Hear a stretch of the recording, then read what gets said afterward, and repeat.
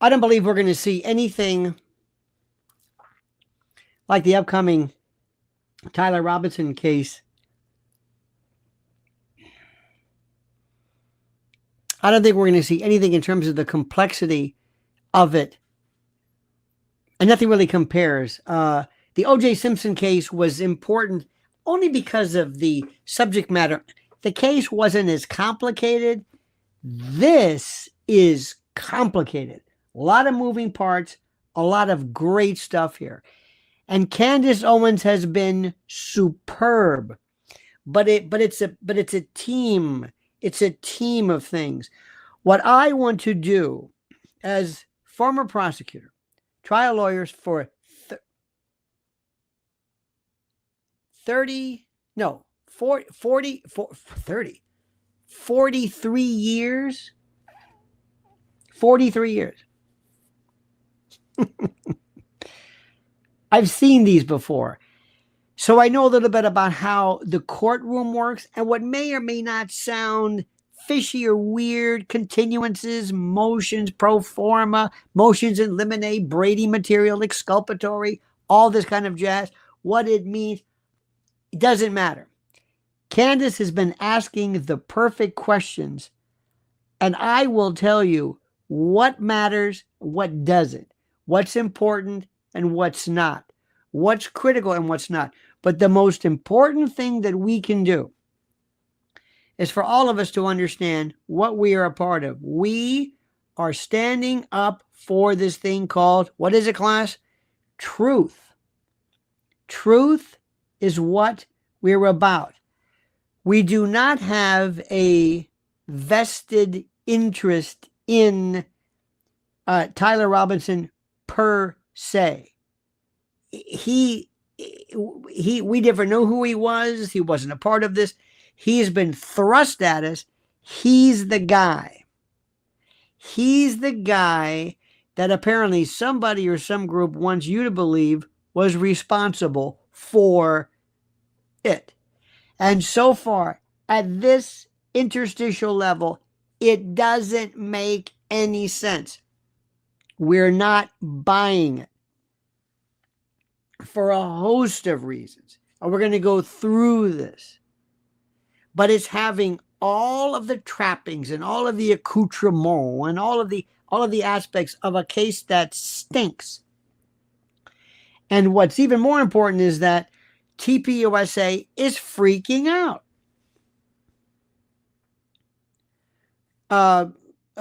Erika's not freaking out.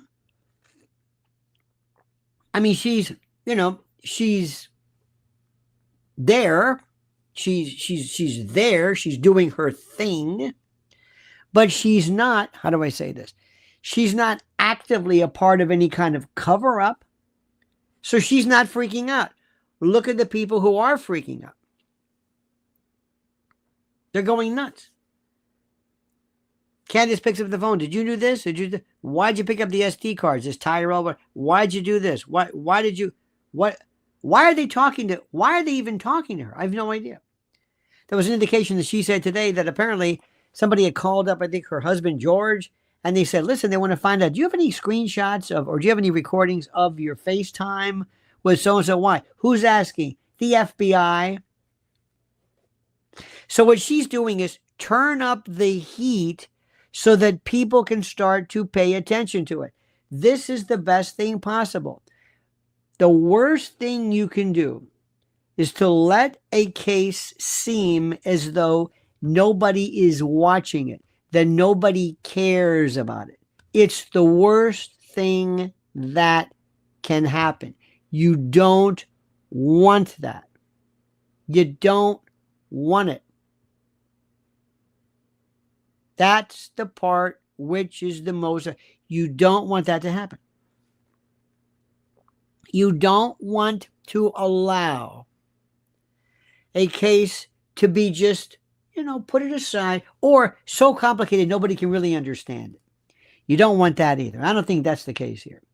So by virtue of us doing this, it is critical that we say we're going to be watching everything. Now, the case hasn't started yet. The actual facts of the case haven't.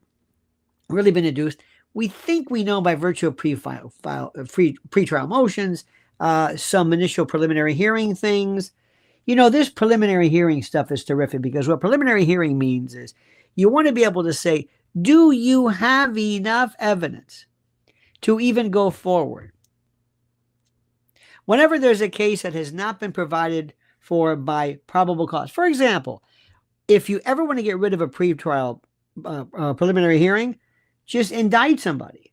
Why? When you indict somebody, a previous tribunal has listened to the case and issued a true bill indicating we found probable cause. Let me say this again. You don't have a preliminary hearing if there's been an indictment. You don't have that here. You do that in the feds all the time. This is a chance to go before a court and to say, now listen, I know they arrested him, and I know that the prosecutors and the state are saying that there's probable cause and enough evidence to hold him. But there's never been an independent body that has ever reviewed this. A grand jury, a trial. We want you to determine, is there enough evidence? And the reason why, guaranteed, the reason why, I promise you, there is always enough evidence to hold him. You got to find probable cause. The definition of probable cause is he probably did it. But the reason why you want to do this as a defense lawyer is that the state, the prosecutor, has to come forward with its information. It comes forward with its version. Our good friend Donovan says, where does Cash P go to hide that face in shame? Well, I don't think he has any sense of shame. I don't think he is a part of that. I don't think he's seriously, I don't think he understands anything. I don't think a lot of people, Christy Noam, you see this with her husband? I don't think she has any shame. I don't think anybody knows. I don't think they care. I really don't. And Cash's involvement is, I guess, maybe sort of, well, maybe.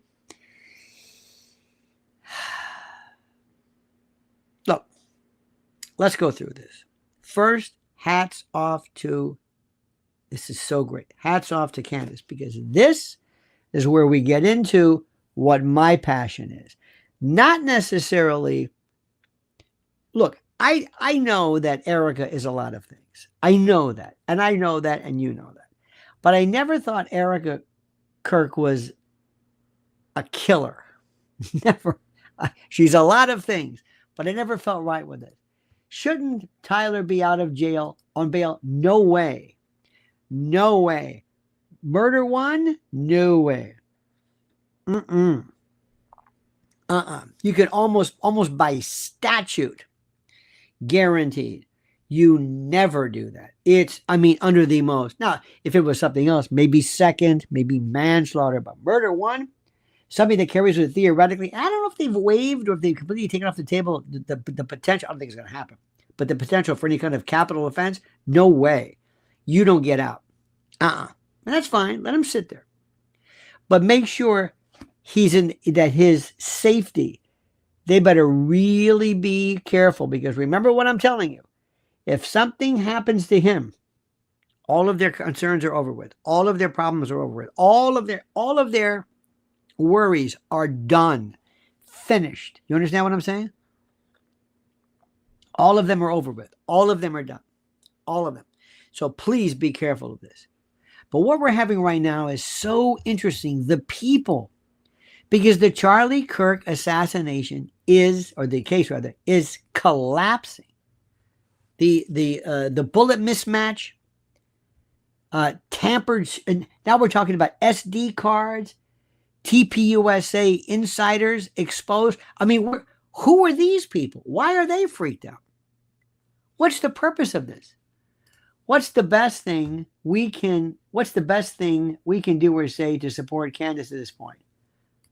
Watch her, support her in terms of make sure her numbers and her views, your words, your comments, she's absolutely 100% correct. I was listening very, very carefully. She intuitively understands what's happening. She intuitively understands. There are some things where I would tell her, the good news is this happens more often than you think. It may mean something, but it doesn't shock the conscience of the court, so to speak. So anyway, but she's spot on with this. Spot on. We're looking at something right now which is so critical right now. And that is simply this. Everything seems to indicate, and we have suspected, that there is I don't want to say a Patsy, but it sure as hell looks like a Patsy. It looks like it. And what you also find out is simply this. History has taught us that when people become involved in trying to set up someone else, no matter how careful they are, they always make a mistake. No matter how careful they are, they always make a mistake. There's no way for them to think ahead of time. You don't have a team that sits down and says, okay, what are we going to do? Who's going to be the fall guy? Fall guy is going to be Tyler. Okay. How are we going to do it? What's Erika Kirk's future look like after being exposed?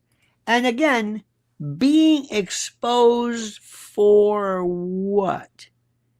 A conniving, phony, whatever. I mean, maybe.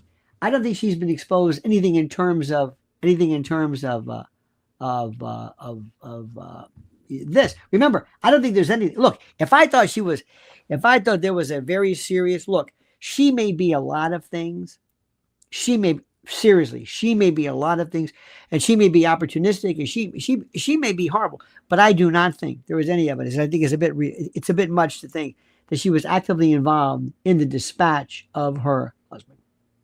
I'm sorry, she's not a killer. She may be a lot of things. She may be a lot of things that bother you, but she is not a killer. And she is not somebody who I think people are, because sometimes I heard somebody today, you're gonna love this. Somebody said, this is interesting. They said, Charlie faked his own death. Can you believe that? Faked his own death. Somebody said that. And I'm thinking, I don't know if people really think this thing through, or maybe they just sort of, I don't know, maybe they just say things. They just say things that are possible. But that's just ridiculous. So she's got her problem. TPUSA is. But for them, remember, if this were a real prosecution, FBI would be swarming over TPUSA and saying, why are you acting like this? Why are you freaking out? You were his business partner. You're not acting like this. You're acting really weird. What are you worried about? If this were a real prosecution with a real attempt, if you will, to find the truth, that would have been something. But they're not even doing that. Now, the bottom line, let's just go through a few things here. This is the most important. A lot of this other stuff is, the fellow who, you heard the story, which is really good. This is so interesting. This isn't just sloppy police work. This is a different story. The ATF thing we'll talk about in a moment. But what's really interesting is, and she brings up things that are fascinating. Charlie was of course dispatched on this day. Prosecutors are pointing to three main pillars. These Discord messages, which are no good. They're per se not verifiable. You have to authenticate them, chain of custody. You just can't show somebody a snapshot or a screen grab of something. The texts that were then sent to his roommate, Lance Twiggs, and the rifle itself. So hours after this shooting, somebody used an account tied to Robinson and posted in a Discord group that said, hey guys, I have bad news for you. It was me at UVU yesterday. I'm sorry for all this. This was a mistake. And Discourse confirmed the account to the FBI. He allegedly then texted his roommate, "I had enough of this hatred. Some hate can't be negotiated out. I had the opportunity to take out Charlie Kirk, and I'm going to take it." And he asked the messages be deleted. And the rifle, this World War II era 30-06 Mauser 98, this heirloom, was found wrapped in a towel in woods, and his DNA was found on the trigger, but it's his rifle. Other DNA was found. Other DNA. And on paper, this may sound strong to you, but if you look at it closely, digital confessions are notoriously unreliable, and you have to authenticate them. And you have to say, I need somebody who is, we used to call it the custodian of records, to tell me, how do we know this is what you say it is? How do we know this? Accounts can be hacked, spoofed, accessed under pressure. Who knows? We don't yet have full transparency on the chain of custody for those messages. And Tyler, by the way, turned himself in the very next day. So you would ask, why would a calculated, sniper who supposedly bragged online immediately surrender and then enter a not guilty plea? There's different reasons for that. Why was he wearing this smock that was usually worn for people who are contemplating self-harm? Might have been pro forma. Might have been just the way they did things. Is this a cold-blooded killer gloating? Most importantly, even if his DNA appears in the rifle, I remember the report showed multiple DNA profiles, the bullet doesn't match. And ballistics is the gold standard. This is it. And if the government's own ATF experts cannot link the fatal projectile to that specific weapon, the rifle becomes irrelevant or worse, potentially planted or staged. And Robinson's father confirmed it was a family gun, but ownership alone doesn't prove it fired the shot that killed Charlie Kirk. Doesn't matter. And now we come to the part that truth seekers like Candace and others have highlighted for months. The deeply suspicious actions of TPUSA. Now we heard about this insider, Terrell Farnsworth. The missing SD cards. Farnsworth was the TPUSA staffer who was responsible for all the audio and video and all this stuff at the event. And he was one of Charlie's closest associates. And according to this, and a lot of it was, they said they had it, I heard they had it, but according to video obtained and aired by Candace, she's showing that this Farnsworth, within seconds of the gunshot, apparently climbed onto rocks around there, and some selfie video declaring they shot Charlie, he's dead, God help him, or something like that.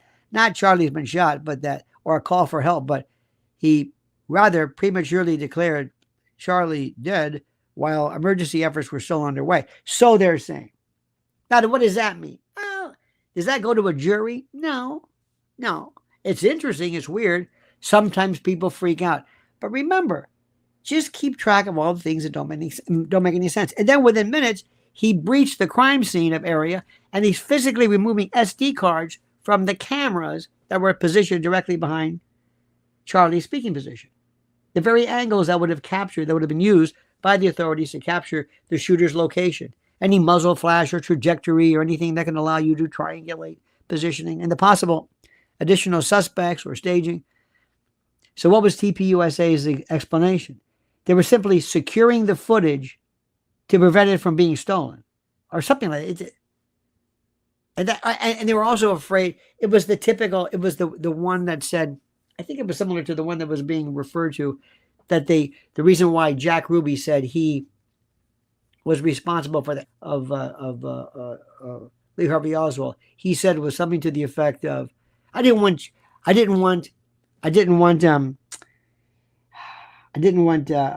Jackie to have to testify, or it was like, what? So law enforcement was already on the scene. Proper chain of custody demands that critical evidence like video recordings be left untouched and documented by the police. So removing the SD cards before cataloging is textbook interference and contamination. And it compromises the most vital visual record of the assassination. And Candace didn't just report these facts. She released the raw behind-the-scenes footage itself. And her reporting has exposed multiple inconsistencies in TPUSA's timeline. Security claims and official statements. And she's also listed what she calls the 10 TPUSA verifiable lies about the event. I mean, she's on this. And she called out those rushing to judgment and shamed anyone overwhelmed by non-existent evidence. And time after time, her questions have proven prescient, vatic, pythonic. And adding even that she talks about, now it's been said that Farnsworth's cousin, Michael Burt, serves as one of the lead attorneys on Tyler's case. I don't know if that's been proved. That's what they say. I've heard it before. We'll see what happens. If there's a familial connection, it certainly has fueled intense discussion. People can ask, how can the defense feel confident in a fair trial when the person who removed the critical SD cards is related to a key member, and we've got these other problems, and you've heard this before.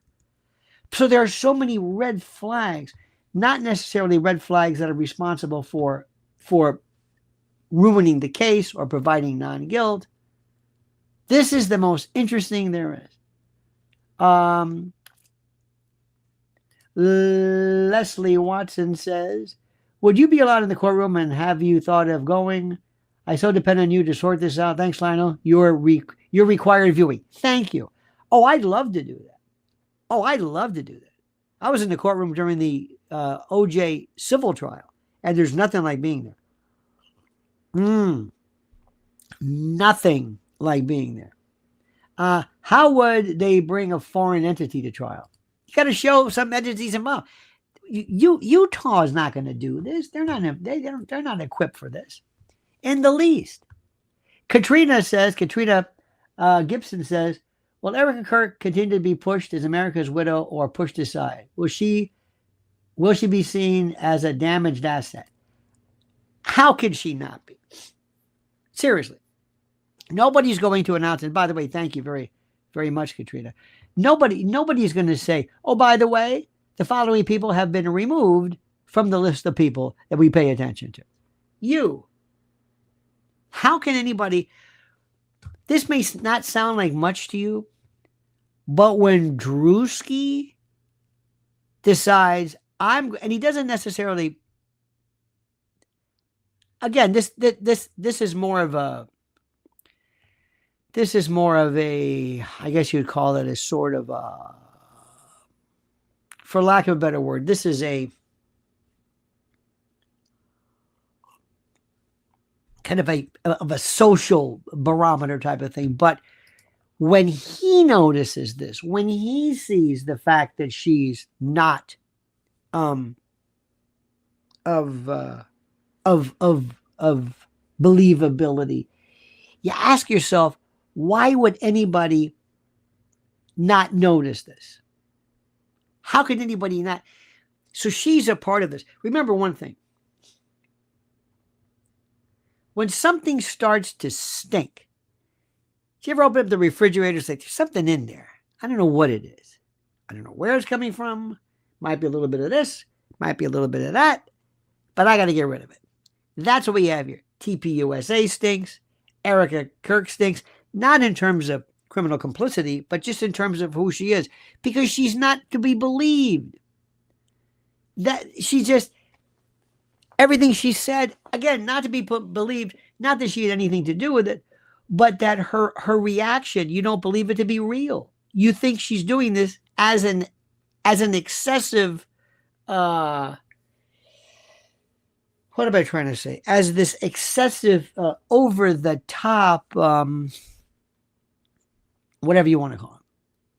But now we're talking about Tyler. Do you know what would happen if a jury acquits? Because let me just remind you of something. You don't have to prove innocence at all. Nothing.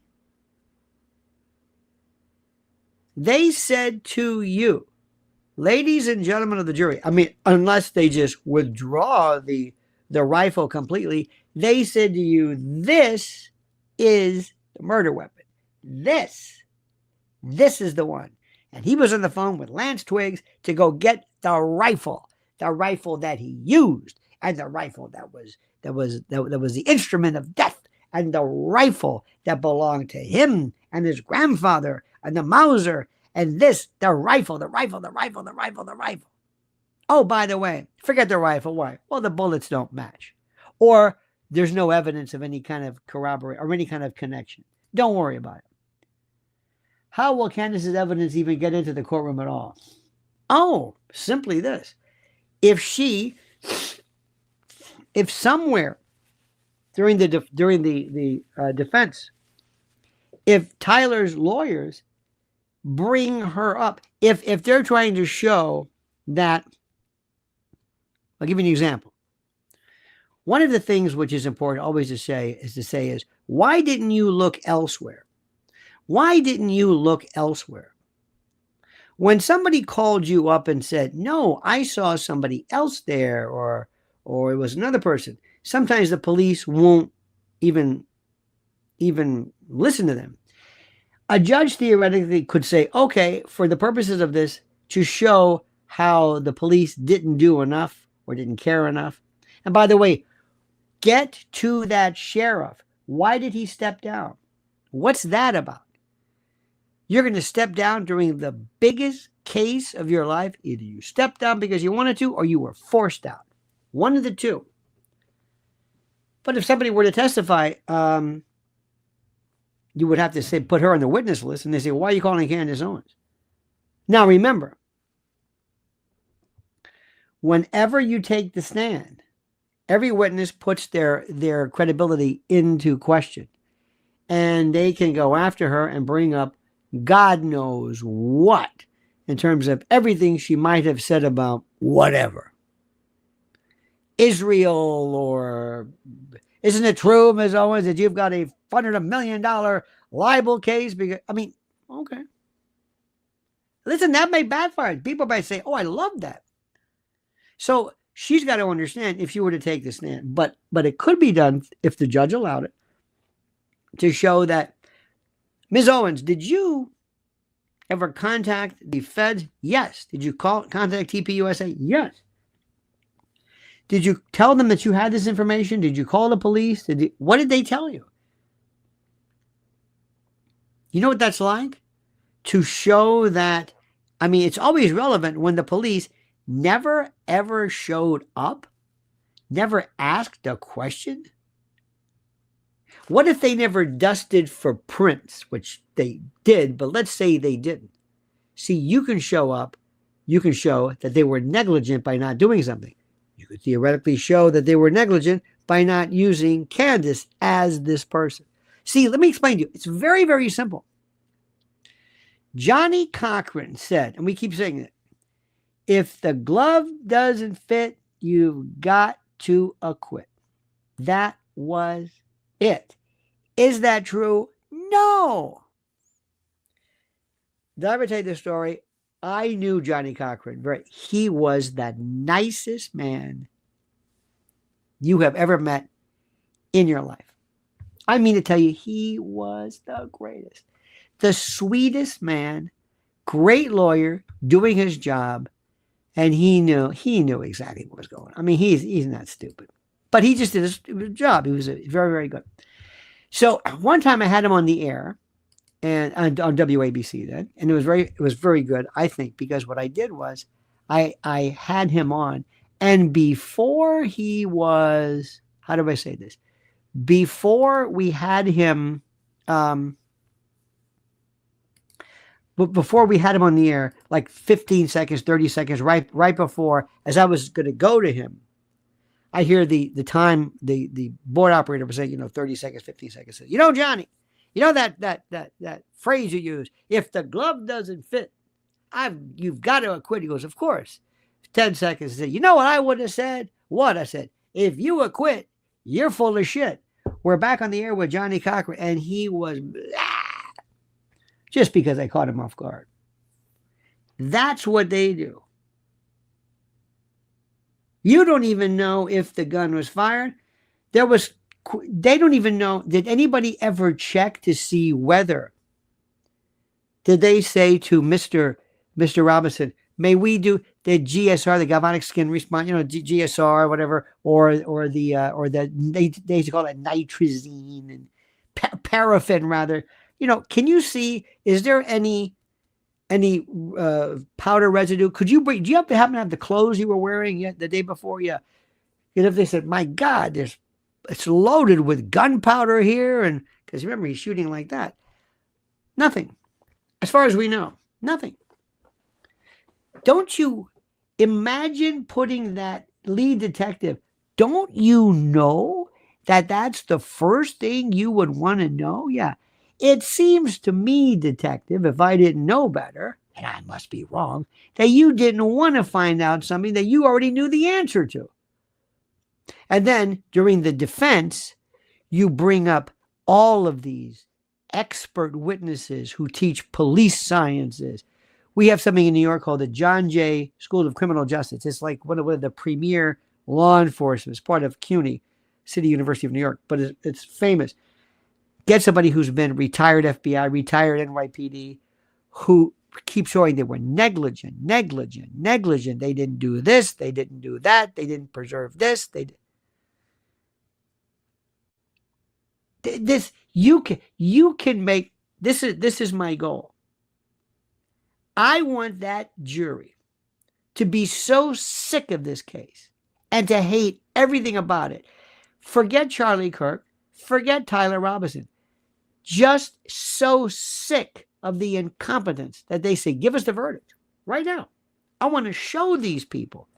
I want to show them. Now, you can't do this. You can't say, show them with your acquittal. You'll send a message. No. It's almost like the golden rule. That's mistrial worthy. You never can talk about, and send a message. How would you feel if your family? No.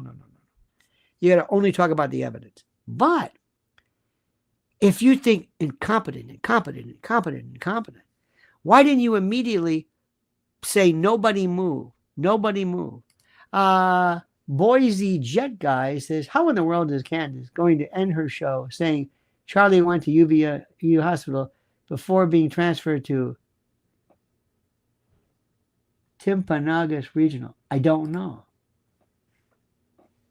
You should ask her. I have no idea, sir.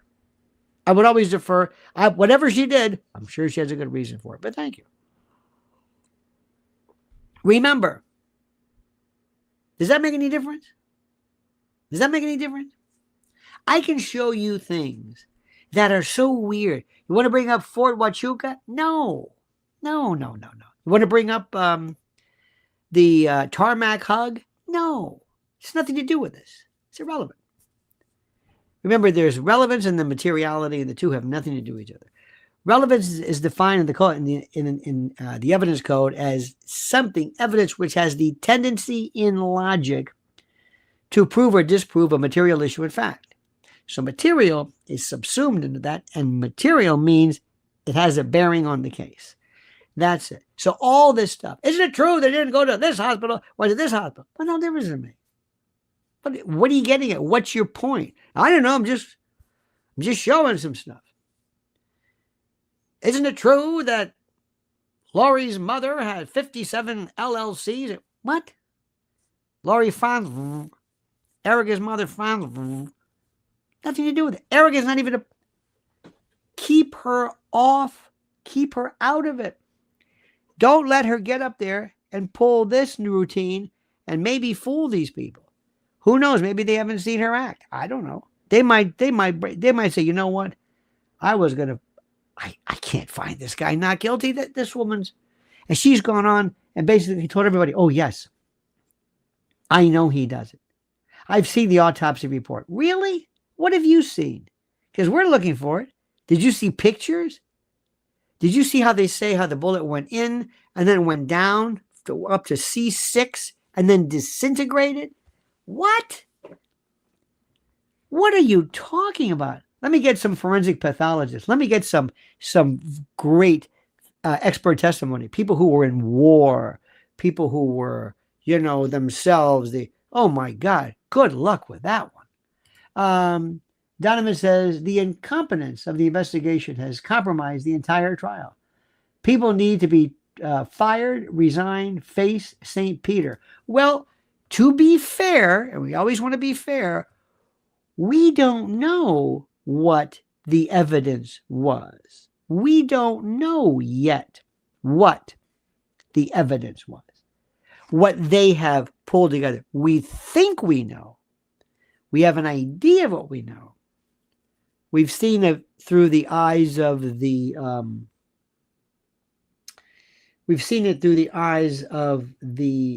defense, but we don't know. I mean, we don't know yet. We don't know. Not sure. But interestingly enough, wait until you get, the key is, get TPUSA on the stand just to have them freak out. What I mean by that is,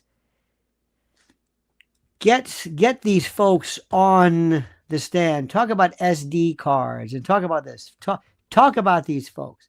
Get them on the stand. Get them to explain. Get old Farnsworth up there. Ask him, what did you do? Get Terrell Farnsworth. Get everybody. Crowder or whoever these people are, Tyler, bring them all on. And say, did you do this? Did you get up? Did you grab? This is a murder case and you're grabbing SD cards? As Candace brought up, he left the camera. Camera's worth a fortune. You want to bring the SD cards? Why would you do this? Did anybody tell you to do this? And remember, sir, you're under oath. You know what the penalty of perjury is, right? The pain of perjury. You understand this? Another one, too. Mr. Farnsworth, did anybody offer you immunity for your testimony? What? Were you? No. Okay. You sure? What does that mean? That means if someone, and they say, I'm not going to talk, I'm going to take the Fifth Amendment. If they grant you immunity, you have to testify.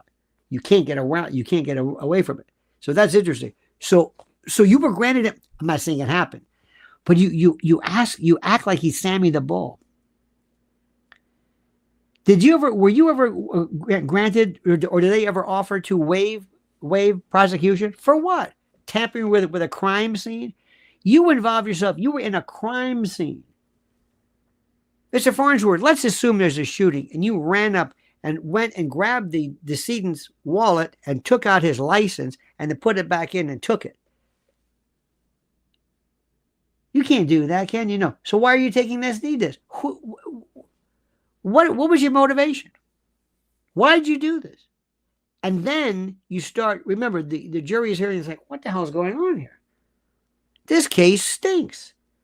And when he gets on the stand and does a hamana, you know they're going to do it, because all these people, all these folks, all of them are, pardon my French, it's a technical term, they're pussies. All these people, they have no gut. They've lived this la-di-da life where I don't know what they are. Are they religious? Are they a part of a church? I don't know what they're doing.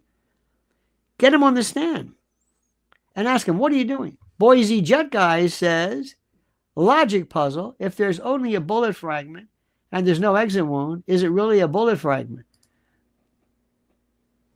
Great question. I hope they preserved it.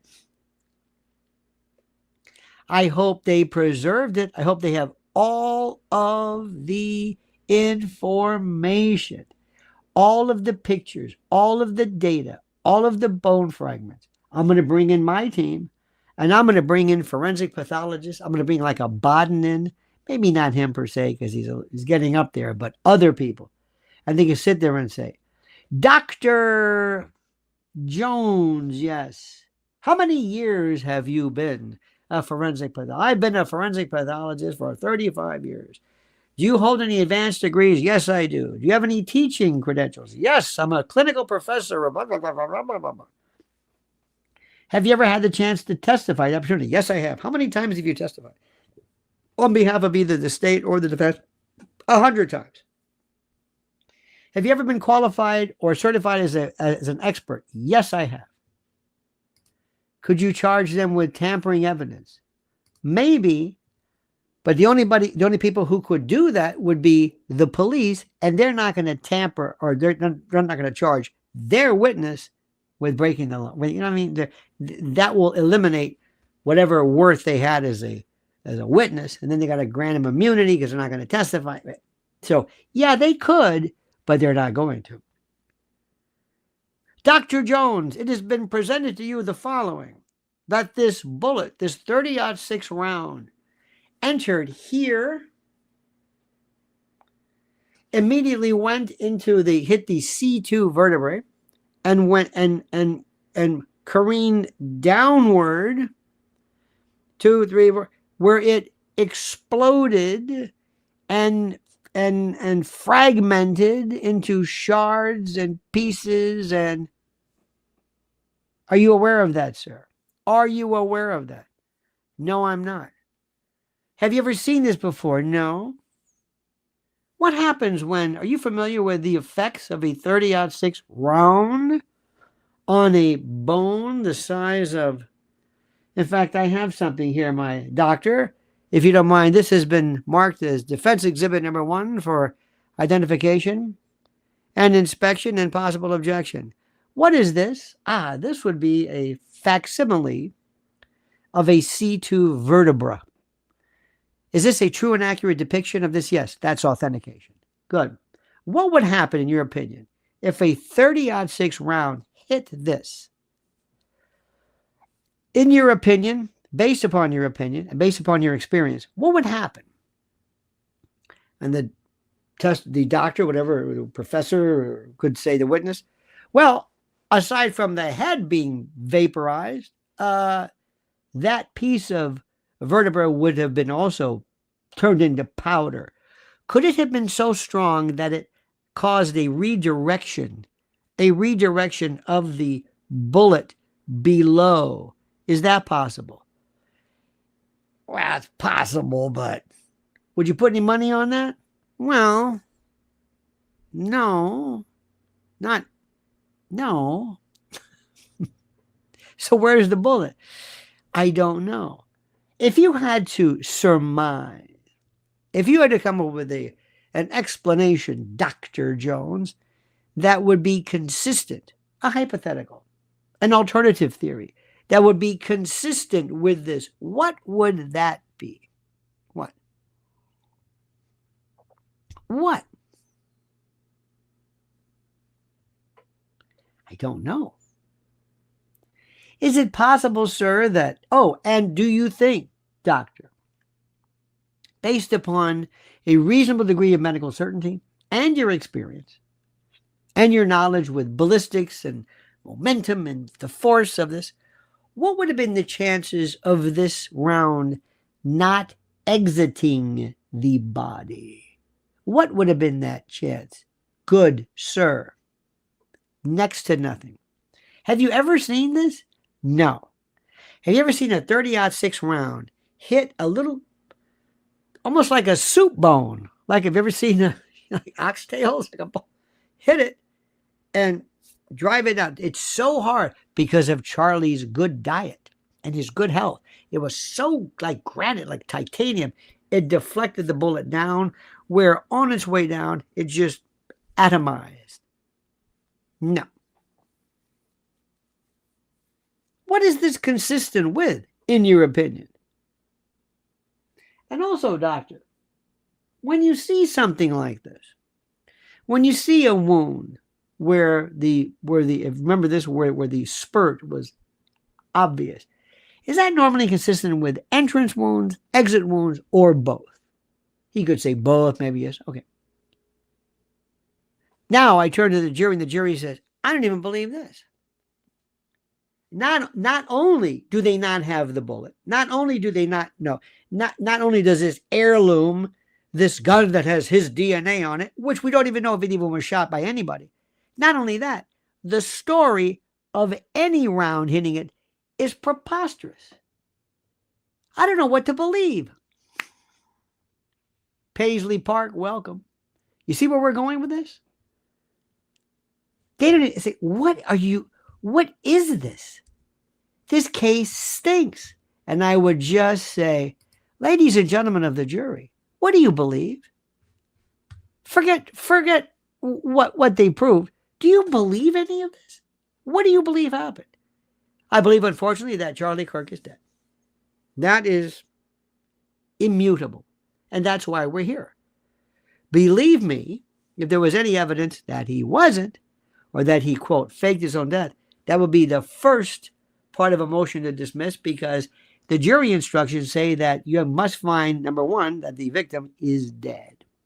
And you have to have somebody who comes forward, medical examiner, family member, who says, somebody has to say, I saw a person identified to me as Charlie Kirk. This person, I know this sounds crazy, but it's true. This person that I saw was dead. Death has to be proved beyond a reasonable doubt. Number two, this person caused it. If this person didn't cause it, that's like sometimes when multiple people would fire on somebody, you don't know who did what. Did you cause it or were you assist? It's a little bit of a different story. So this may seem kind of silly to you, but you got to prove the person's there, he's dead, and somebody has to say, yep, that's Charlie Kirk, either through dental records, family member, some kind of identification. And you also have to find out specifically what was the cause of death. Remember NASH, N-A-S-H, natural, accidental, suicide, or homicide. Actually, unexplained will be NASHU, will be the fourth. That's it. This is what the medical, the ME testifies to. Yeah, this was a homicide. Okay. Do you know by whom? No. Isn't it true, doctor? You can't even tell what caused it. You assume it's around. You assume it. We keep calling it a bullet, a bullet, a bullet, a bullet. Do you know it's a bullet? What exactly did you find? Fragments of what? A bullet? Could it have been some form of shrapnel from something else? You don't know. Could it have been an exploding microphone? Hypothetically. You don't know, do you? Yet we keep talking about this rifle. Granddaddy's shooting iron, the Mauser, the 30-06. You don't know anything. So, ladies and gentlemen of the jury, they want you to put this young man in prison. Why exactly? We're not sure. We're not really sure. We think it's because they think he has something to do with the death. We think that's true. But we don't know. I don't know. So exactly, when you go back and you find, they want you to find them guilty. Guilty of what? What did he do? This is a lint brush. It had nothing to do with the murder either. Now, my DNA is on this, and other people's DNA. What difference does it make? This rifle is like a lint brush. It doesn't. What does it mean? Not only that. Thank you, Tara. Very nice of you. Appreciate it. Not only that. You've got to show that in the course of this, he took it apart. You know how the threads and you got to put this thing together? Imagine bringing in somebody. This is great too. Bring in an expert. Experts are the best. And he's sitting there on the desk, or the witness chair stand, and he takes out a little felt thing and he brings out a facsimile of a very safe of a Mauser, and he says, this is what you have to do to take it apart. And I've done this a million times. And he has a screwdriver, and then to put it back together again. And just look at the clock. Just look at this. He's up there doing this once, twice, 3 times. Donovan says, if foreknowledge is proven, can you say Charlie Kirk was lured? Lured? He was there at the event. He was there. The audience was lured. He was there speaking. This was an arranged. Remember, what does this have to do? If you're the defense, don't get into areas where you could get stuck. Doesn't mean anything. All you've got to do is prove doubt, or show, or create a doubt. Create a reasonable doubt. That's it. I don't want to make it too complicated. Why was he there? Who was there? Were there foreign? What about this? Well, Charlie was saying some stuff about Israel. No, don't bring that up. Don't. That's not even real. Don't even worry about that. We don't need to go there with that. It might be important for you in a different context, maybe in terms of political implications, but not for purposes of this. Don't go there. Make it very simple. Very, very, very simple. That's all. So remember, jury goes back. Ask yourself this question. What are they going to find if they say, no, we're going to find him guilty of what? Well, because the state, Utah, proved beyond and to the exclusion of every reasonable doubt what? What did it prove? What did it show? What? What did it prove? I don't know. It's got to prove him. Now, I'd love to see, I don't know if it could ever happen, Tyler takes a stand. Mr. Robinson, did you do this? Nope. They say you did. I know. Didn't you contact your girlfriend, Tyler Twiggs? Yeah, that's not me. I didn't say that. Did you ever tell your family you did this? Nope. Well, why'd you turn yourself in? Well, I went to my father because they told me they're coming after me. And they told me specifically, if you don't turn yourself in the middle of the night, they're going to break down your door, and you may get somebody who's a little trigger happy, and it might be a good idea for you to obviate any type of whatever. You got that? Yeah, okay, I got it. So you didn't do it because you were, no, I didn't do it because I was such as, I did it because of this. Okay, fine. That's it. Fine. This is the thing which is the most important. This is the issue. This is the issue. This is the issue. This is what I'm talking about. And then if he says, I never said that. I never said this. Did you take a gun? No. Was that you on the, now how do we know that's him on the roof? Was he there in the first place? He was there somewhere. Why were you there? I don't know what the story is. That's not enough. If Tyler is found innocent, what then? He walks. See ya. And then they're going to say, oh my God. What do you say about that? And don't forget too, don't be surprised if we find out that Erika is going to be turning up the heat. Remember, she wants this case answered quickly. In most states, the defendant has the right to a speedy trial. The defendant, because you're right, you have the right to a public and a speedy trial. You don't want to be lounging around in some lockup forever while the state or the feds lollygag and act dilatory regarding your case. They give, in this case, the victim the chance to opine, to say, well, this is what I think as well. We would like for you to speed this up because it means a lot. Okay, fine. So we'll take it in an advisory capacity. Don't forget, she told Barry Weiss. Absolutely, I believe I know he's there. And I want it sped up. Don't you think it'd be the Christian thing to do to maybe let the case, he's pled not guilty. Don't you think it'd be good to maybe not interfere with this, interrupt? What if some juror were to hear you? Why are you doing this? Remember, I'm not saying he's innocent. I don't know. Hey, but he was there. So what? So what? CL says the TR put the screwdriver away. Oh. Tyler, put the screwdriver away, please. DNA. I don't know what that means. If they found DNA on a screwdriver, that's terrific. They could say, the screwdriver, I'm sorry to say this, the screwdriver is not part of the trajectory.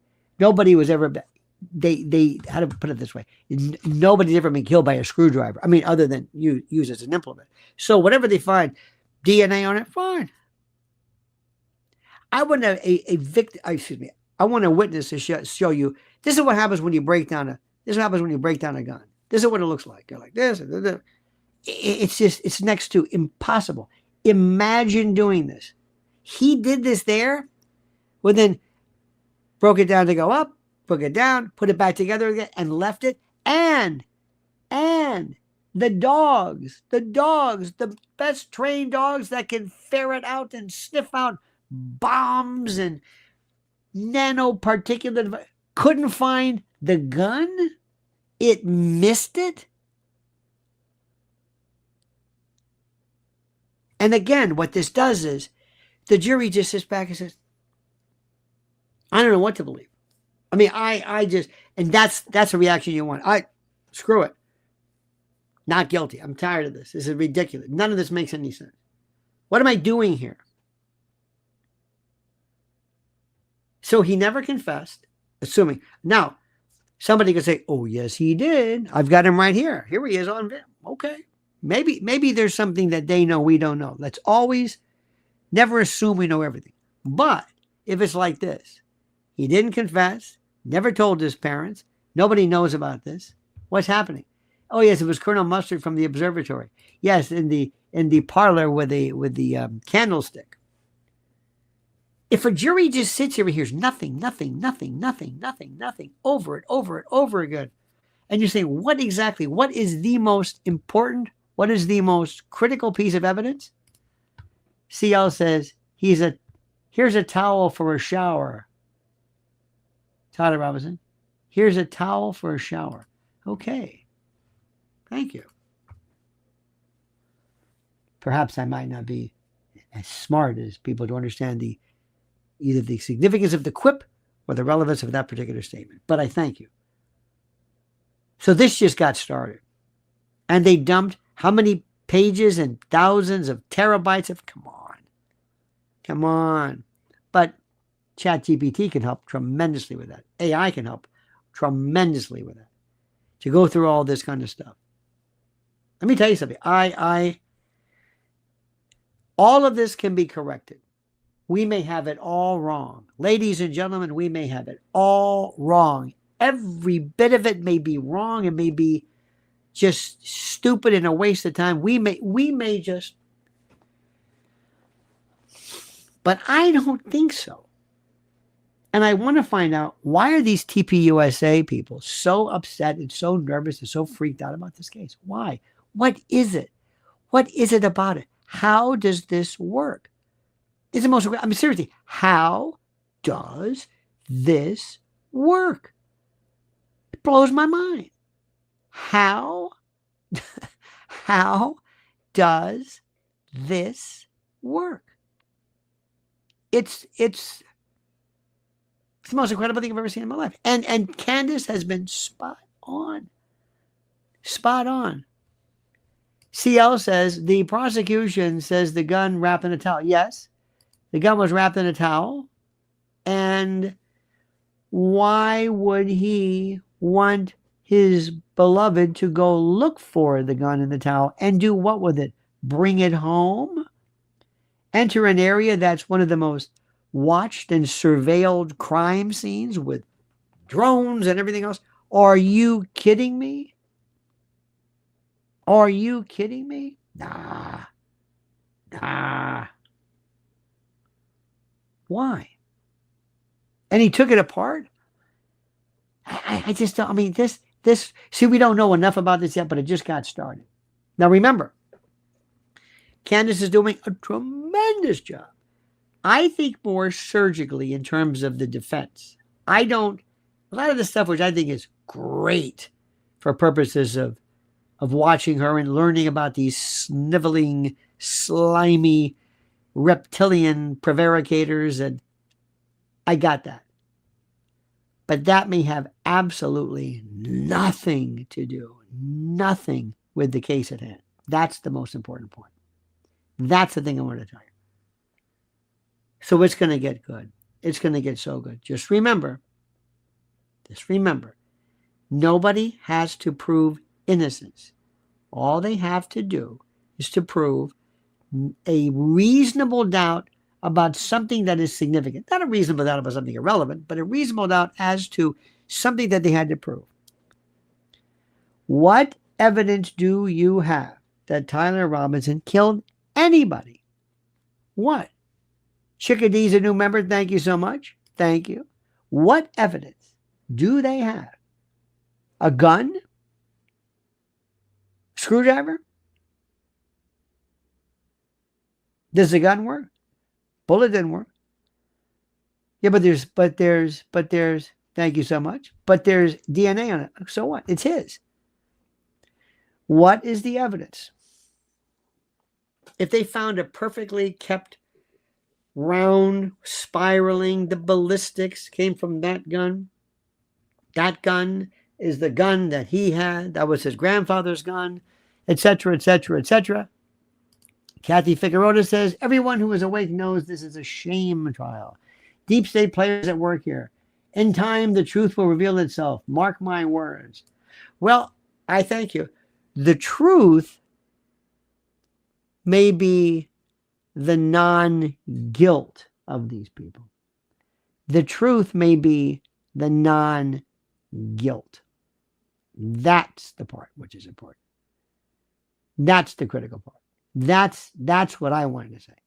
The truth of this may be the fact he just says, there's nothing to link him with. Ask yourself this question. When we're done and you're free, just ask. If you were doing a closing argument, ladies and gentlemen of the jury, you must find Tyler Robinson guilty because what? What? The gun? Didn't prove it. Bullet? Didn't prove it. There's no evidence of it. What? We don't know. We don't know. Now, a lot of people are going to be standing up for Erika Kirk because they don't know any better. They're going to be sitting there going to say, look, it's no skin off their nose. They're going to be politically, how do I say this? They're going to be politically, remember, she didn't do anything. She is the victim of this. She is not, and no matter how creepy you think she is, and she's creepy, there's no evidence that she had anything to do with this particular case. Why show the bullets with the words carved into it? Oh, you mean the casings? I don't know. Was there fingerprints on that too? I don't know. What does that mean in and of itself? I don't know. Is that enough? You've got a shell casing with something written on it, but not the round, not the bullet itself, not the projectile. Does that mean anything? Is that important? Is that critical? I don't know what to tell you. What does that prove? What if they had letters, how if he had videos that Charlie Kirk he's terrible, how about that? Okay, good. That's a good, nice little motive. Any proof of this? No. There are people who hated Charlie Kirk. There are people who talked about Charlie Kirk all the time. There are people, they weren't there either. What direct evidence do you have that on that day, on September the 10th, Tyler Robinson performed some type of activity, and the narrative is that he shot, that it went and hit him here, and remember the magic bullet? Remember Arlen Specter and the JFK, and went up and turned around and changed direction? This is like the Flight 93 plane in 9/11. Remember Flight 93, remember the plane just disintegrated. One like this flew down and boom, just disintegrated. Makes no sense. But that's what they're doing. Is all this court stuff normal if confessed? Maybe. Yeah.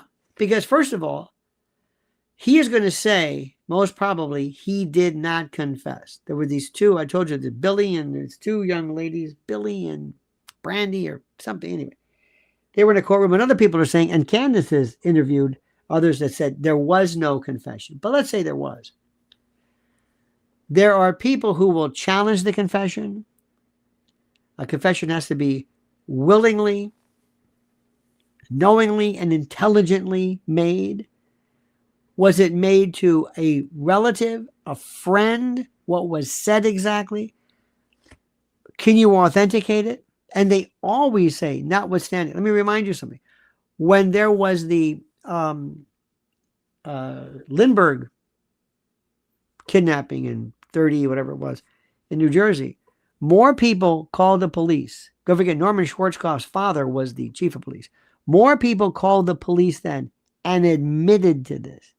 Admitted to the case, even though they had nothing to do with it. Confessions are just so confessions in and of themselves. That's why you have to have a corpus delicti. The rule applies to confessions. I don't care what he says.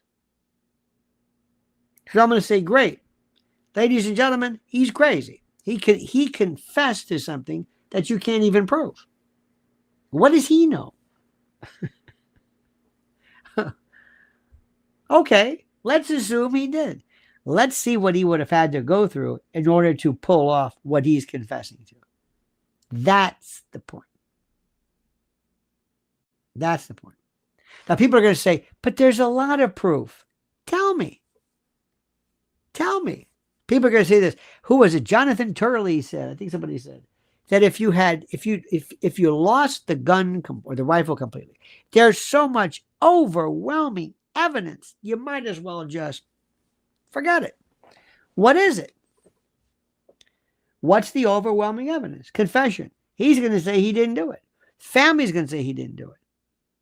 Or that the confession or whatever it was perhaps subject to a motion to suppress. There's all kinds of things. You see, it's not what people want to get through with this. Because remember something.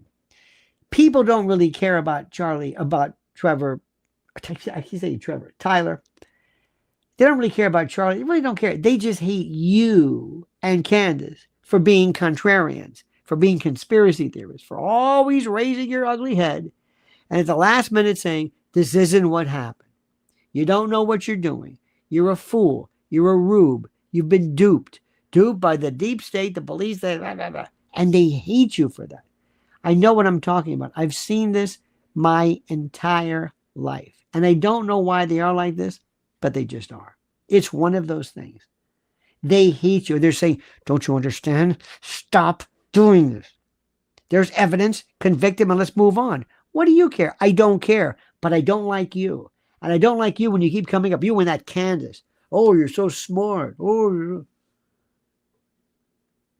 I've heard people who were so adamant about 9/11 or JFK or whatever it is, they don't want to hear anything to the contrary because they just hate you destroying the narrative that they, for some reason, have invested in. And I don't know why. Don't you think they want to know what the truth is? Don't you think?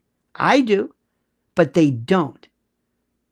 Whether it's war, whether it's politics, nobody wants to know the truth. They don't want to hear this. But you know what I say? Too bad. You're going to hear it. Or you're going to hear the reasonable doubt. So let's keep going, my friend. And I hope that there's a back channel. I hope that Tyler's lawyers send investigators over to meet with Candace and say, give us all the information you have. Whom did you speak with? Maybe we want to amend our defense list or witness list to bring up as many people as possible that we're going to talk to. Maybe we'll do that. Maybe that will help. Because if you overwhelm the jury, overwhelm the prosecution with doubt, expert, this is going to be a battle of the experts. There are people who are going to come out of people will volunteer to do this. Ballistics experts, shooting experts, police procedure experts, forensic collection experts, you name it. And then all the other people to testify how everybody from TPUSA got real hinky, real strange. And what if there was somebody from the police department who says, you know, we reached out to TPUSA. They didn't get back with us. Why would they want to get to the... I don't know. Does that prove anything? It adds to the layers of, You got what I'm saying? So my friends, it is going to be a barn burner. And we will continue. Please watch what we're doing. By the way, please follow. You've been so nice. My wife, Lynn Shaw at Lynn's Warriors, has a great videos for her. Please follow her on YouTube at Lynn's Warriors. It means quite a bit. Oh, X says, Lionel, with a high-level overview. Well, thank you for that. I'm going to also give you kind of like get into the specific. I'm not going to waste my time with a lot of stuff. It doesn't matter. This is what a lawyer would want to know. This is what you're going to say. And it's very simple. Prosecution has a lot of work to do. Defense, it's simple. Create doubt. That's it. Create doubt. Make that jury walk back and say, and the reason why, by the way, the reason why I want to create doubt is not because I love Tyler Robinson or not because I just want to cause problems, but because I want the truth. And nothing about this case has been truthful. And nobody's been, at every level there is, nobody's been truthful. Why should the prosecution be? And you know and I know, this case stinks. And we don't have to prove what happened. We don't have to understand if there were foreign entanglements or who the bad guys were. But we can say this. You are not going to take another innocent man and put him away for the rest of his life if he didn't do it. And more importantly, if you can't prove it. Because we haven't abandoned the Constitution. We haven't abandoned due process. And if you are truly a Christian and believe in what's right, you will not ever bear false witness against a fellow citizen. Period. You got it? Good. All right, dear friends. Tomorrow is April Fool's Day. So we'll pick this up. Please make sure you like this video. Please make sure you like this video and you subscribe to us. And make sure that you know what's going on. We're going to have a lot of things. By the by, I would absolutely love one day to give Candace my version of what to look for. But if she wants to reach me, she knows how to do it. She's busy enough, and God bless her. She is superb.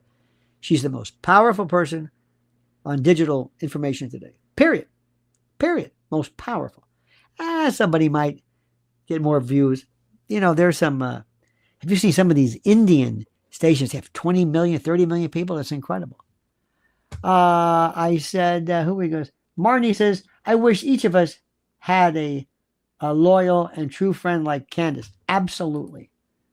Absolutely.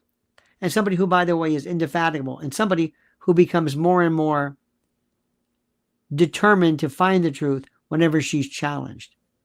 So anyway, dear friends, thank you so much. Have a great and a glorious day. I've got another video kicking around. Watch that as well. I may have another one later for you. I've got a lot to say because I'm going to learn you this one. I'm going to learn you because remember, it's about reasonable doubt because reasonable doubt stops the train. All right, my friends, have a great and glorious day. Thank you for your kindness and your support, super chats and the like. And until next time, remember, the monkey's dead. Show's over, sue ya. Dad.